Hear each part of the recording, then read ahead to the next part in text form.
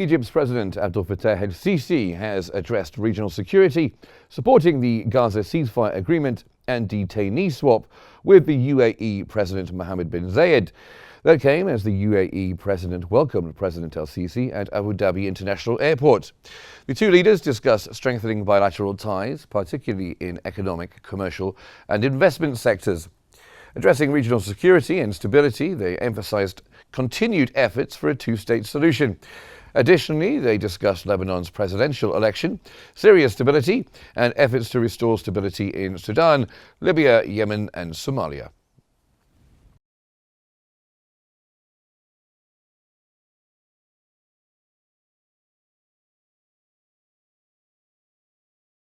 Ceasefire.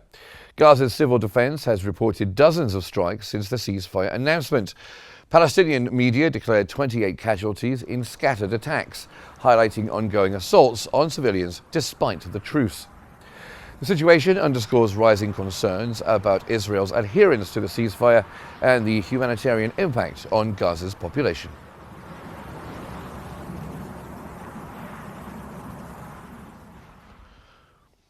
Israeli Prime Minister Benjamin Netanyahu has claimed Hamas reneged on parts of the ceasefire agreement, delaying Israeli government approval. Netanyahu accused Hamas of seeking last-minute concessions and said Israel would only proceed once mediators confirm that Hamas accepts all terms. The Israeli government was set to greenlight the truce today, following a devastating 15-month conflict that has caused tens of thousands of casualties, widespread destruction, and a humanitarian crisis in Gaza.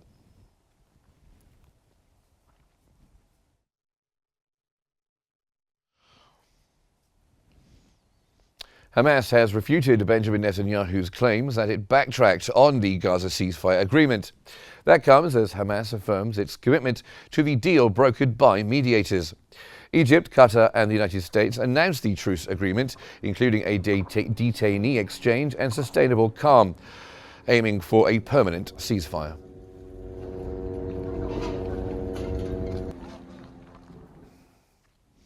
The Israeli government was set to approve a Gaza ceasefire agreement today following the 15-month war. However, the cabinet meeting was postponed until the Israeli negotiation team returns.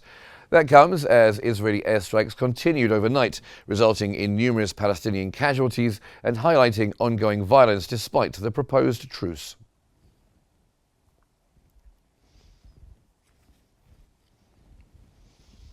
US President Joe Biden has announced that Israel and Hamas reached a ceasefire and the detainee swap agreement.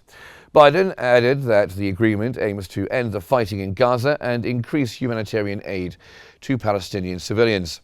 Biden stated that the first phase of the ceasefire will last 6 weeks, followed by a permanent end to the war.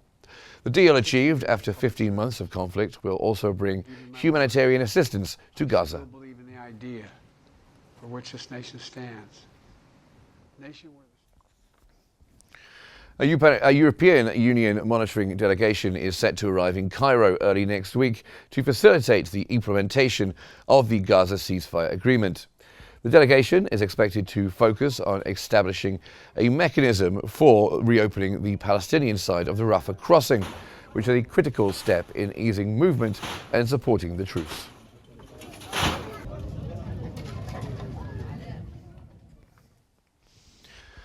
Egypt's Foreign Minister Badr Abdel Ati has discussed the developments in Gaza with the UK Foreign Secretary David Lammy.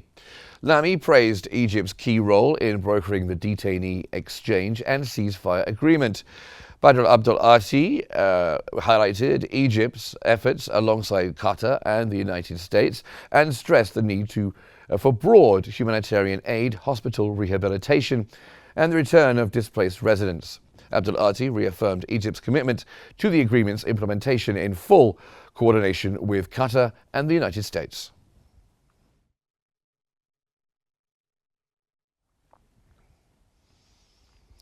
The Lebanese President Joseph Aoun has welcomed the Gaza ceasefire agreement, expressing hope that it would end Gaza's tragic situation.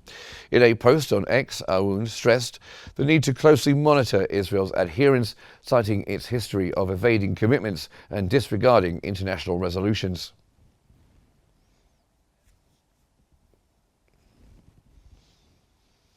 Kuwait has welcomed the Gaza ceasefire, emphasizing its importance in achieving a lasting truce and ending ongoing aggression against Palestinians.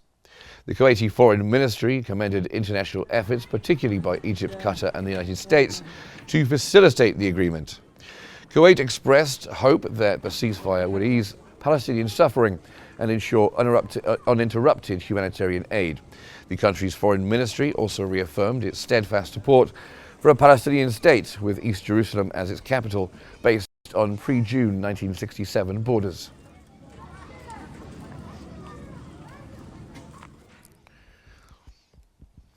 King Abdullah II of Jordan has welcomed the Gaza ceasefire announcement.